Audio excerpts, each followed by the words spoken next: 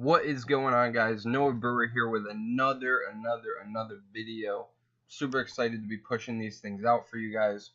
But this video is going to be just for beginners. You know, if you've been doing Shopify for a while, you probably don't need to watch this, but if you are, welcome. Today we're going to be talking about 3 things I wish I knew when I was starting out dropshipping. Now, let me tell you a little bit about when I first started dropshipping. It was about 2015 or 2016 when I started my first store. And I never made a single sale. And basically what I did was I made a free trial account with Shopify. And, you know, I probably had like $100 to my name at the time. I wasn't exactly sure how I was going to do it, but I just figured out I'd give it a shot and see if it worked out.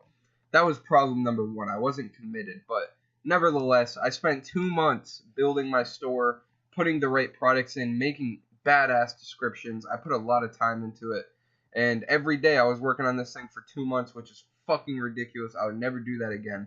It is absolutely crazy. But one thing that I did learn was I never ran any ads. And looking back, or at the time, it wasn't that big of a deal to me because that wasn't my plan anyways. But looking back, that was the dumbest thing that I didn't. That was the dumbest thing that I did, period. I spent 2 months building this store and I never ran a single ad. Honestly, I didn't even really know that you were supposed to run paid ads or anything like that. But basically, I just kind of thought I'd do a throwback and think about 3 things that I wish I knew when I was starting dropshipping. Yeah, there's actually 4 things here. So for number 1, your store design, product descriptions, all that stuff, and apps do not matter as much as people make them seem like they matter. Now, there's so many YouTubers and people out there who are talking about, oh, you need like a really good description and you need a beautiful store and it needs to be different than all the other dropshipping stores and you need this app and you don't need this app. And it can just like get so tiring and confusing, and it's really not that big of a deal. I've seen stores doing $100 a day profit on a really basic theme, just a free theme that didn't even have the homepage set up. The homepage wasn't even set up. Like the homepage still had the lorem ipsum text with the stock images, and it was horrible, but it still made money, right? Because the number 1 important thing that you want to do is start testing products and find a winner. That's not something that I knew about. And now that I do know that, it gives me a huge advantage over other new dropshipping stores because I just rush through everything until I get to running that first advertisement because I know that that's what really matters. So the first one, of course, your store design does not matter. When I start a new store now, it takes me maybe 2 days to get everything built and ready to run ads from. And I actually have a video talking about how you can get your Shopify store built and ready for advertising within 3 days. And it's actually more simple than you might think. So number 2, the quicker that you can get to testing products, the quicker that you will see results. The quicker you'll get them sales. The quicker you'll find your winning product. Okay, so like I said, I spent 2 months building this damn store and I never ran a single ad at all. Now, I mean, I see a lot of people get into this game and they start their store and they wait a couple weeks or they just wait period to start testing, and there's really no point to like just get all the basic shit done, build your store. It really doesn't take that long, but essentially the quicker you can get to testing products, the quicker you'll find a winner. So number 3, do not focus on large numbers. Like don't focus on trying to hit 100K a month or don't focus on trying to hit $1,000 a day. All those things are gonna happen. But the right thing to focus on when you're first starting out is finding your first high-ticket winner.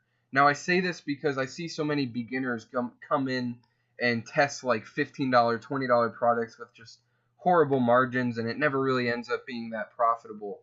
Now, as a beginner, I recommend that you focus on high-ticket and you get that lower ticket sells better mentality right out of your mind, because that is not something that you want to be a part of. You want to be a part of the high-ticket community where people are getting $30 margins, $100 margins, $150 margins. Those are the people that are really banking really quickly. So, and this just goes into focusing on the right thing and like, what's the right thing that I should be focusing on? Where should I put my time and energy? And the first thing that you should put your energy on once your store is done is finding your first winner. And that kind of ties in with the number 2, like, you should just be focused on starting to product test, whether you're doing influencers or Facebook ads, whatever you want to do. You should just focus on getting the first result. And the 4th one is get a mentor or build a support group. Now, in any business that I've ever started, that has seen success, I have paid money for help from somebody who has seen success in that business before. Every business that I've started without a mentor has failed, and no business that I've started after listen, I hired a mentor once, and he literally taught me how to take, like, he was with me the whole time, from not even knowing what Facebook ads really were to building my first six-figure store with Facebook ads. And after I saw that happen within a 3-month period, I will never start another business without getting a mentor, because I know how powerful it is. I know the ROI on paying a mentor is absolutely insane. Granted that, you hire a good mentor and you make sure that they're legit and everything.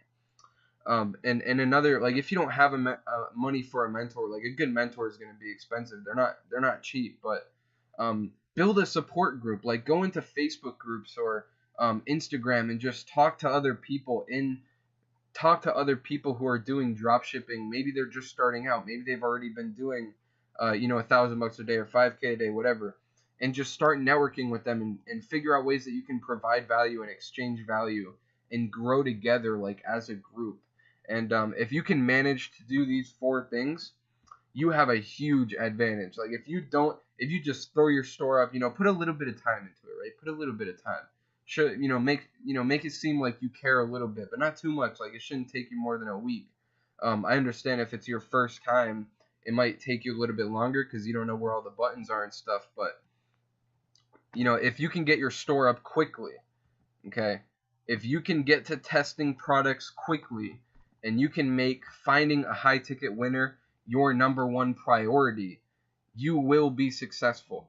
And on top of that, if you have a support group or a direct mentor, somebody who's helping you, you'll have a massive advantage. And I knew that if I had all of these things, and if I knew these things when I first started out, 2 or 3 years ago, then I would have been successful a hell of a lot quicker than I was. So I know this was a short video and it's kind of blank, but I just wanted to hop on and talk about these 3 things. If you're just starting out in dropshipping, I want you to pay attention to these things because they really are more important than you may think. And I really do want you to know that if I knew these things, I would have been successful a lot quicker.